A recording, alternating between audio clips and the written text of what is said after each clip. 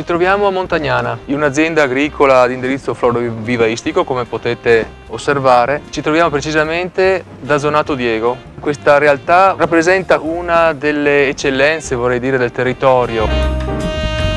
Questa attività è iniziata negli anni 70 ancora e nei paraggi non c'era nessuno che si era avventurato in questa attività. L'agricoltura era un'agricoltura di tipo tradizionale, fatta di cerealicoltura prevalentemente, di allevamento. C'è stato il coraggio da parte di Diego e della moglie Marisa nel tentare la coltivazione di una specie che è il ciclamino. Oramai la floricoltura e la coltivazione del ciclamino in particolare si è evoluta e Diego si è evoluto con essa e ha contribuito anche alla sua evoluzione, possiamo dire. Il ciclamino attualmente coltivato è un ibrido, si tratta di ibridi fra diverse specie e quindi offre, oltre a una fioritura che è la più varia come si può osservare, anche profumazioni, diverse magari dimensioni. Vedete che la struttura di una pianta ideale per il mercato è una pianta con una chioma ben formata, compatta, regolare, con tante foglie piccole, tanti fiori e tanti boccioli che potenzialmente può durare in casa, sul balcone, per molti mesi, anche per anni, se ben coltivata e ben seguita. Questo fa parte di un progetto messo in piedi da alcune aziende del Triveneto che si chiama MinoTwin. Si tratta di due semi messi insieme, seminati insieme, per avere un risultato finale, una pianta un po' più grossa e due colori, un po' per promuovere soprattutto il prodotto locale, ma nello stesso tempo per proporre qualcosa di nuovo. È appena partito, è un progetto all'inizio, perché sia una cosa che si affermi ci vuole un po' di tempo. Per quanto riguarda la stagione autunnale e invernale siamo quasi monocultura, nel senso che facciamo quasi esclusivamente ciclamini in 3 misure, un vasetto 10, un vasetto 12 e un vasetto 14. Noi facciamo all'incirca un totale di 200.000 ciclamini, invece in primavera abbiamo una produzione un po' più diversificata. Facciamo gerani, surfinie, begonie, daglie, Nuova Guinea. Ci troviamo in una struttura che è all'avanguardia certamente, ma inizialmente si trattava di coltivare in strutture molto semplici, protette, costituite da 4 archi e teli di nylon. Ormai è quasi tutto automatizzato, robotizzato. Pensate che 4 persone mediamente bastano per seguire la coltivazione di circa 200.000 piante di ciclamino.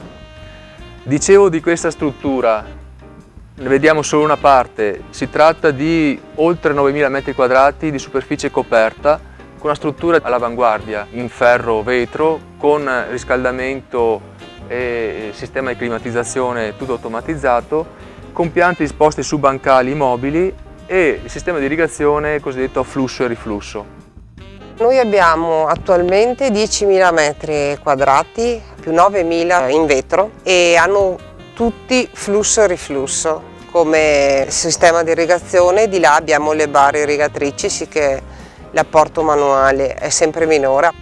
L'acqua che viene usata viene riciclata, nel senso che cade sui bancali, i bancali la portano in delle vasche sotterranee dove lì viene raccolta e viene usata più volte. Se l'acqua diventa troppo vecchia si impoverisce di ossigeno e ci sono un po' di microelementi dentro che possono portare a delle malattie. Allora in stagione un paio di volte all'anno vengono svuotate le vasche e disinfettate. Noi non abbiamo bisogno, non usiamo mai l'acqua del pozzo, a meno che proprio quest'anno abbiamo avuto una primavera particolarmente piovosa, sì che avevamo tanta acqua e d'estate non c'è stato bisogno di apporto, a parte il fatto che noi prima di usare l'acqua del pozzo, della falda, abbiamo fatto analizzare l'acqua dei nostri fossi e potrebbe andare bene anche quella. A tutto questo si è arrivato gradualmente, man mano che la tecnologia metteva a disposizione queste possibilità. Quindi l'azienda è cresciuta passo passo in tutti questi anni fino ad arrivare a queste dimensioni. L'importanza di questa realtà, io lo giustifico perché Diego è stato tra i primi in questa zona ad avventurarsi nella floricoltura.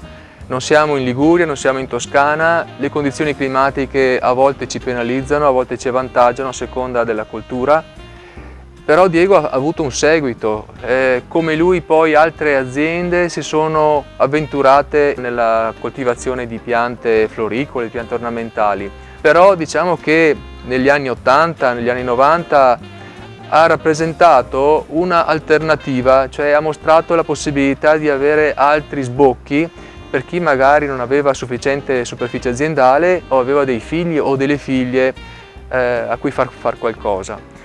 Oramai Diego si è messo un po' a margine e ha lasciato in eredità questa attività importante alle due figlie, Michela e Elisa.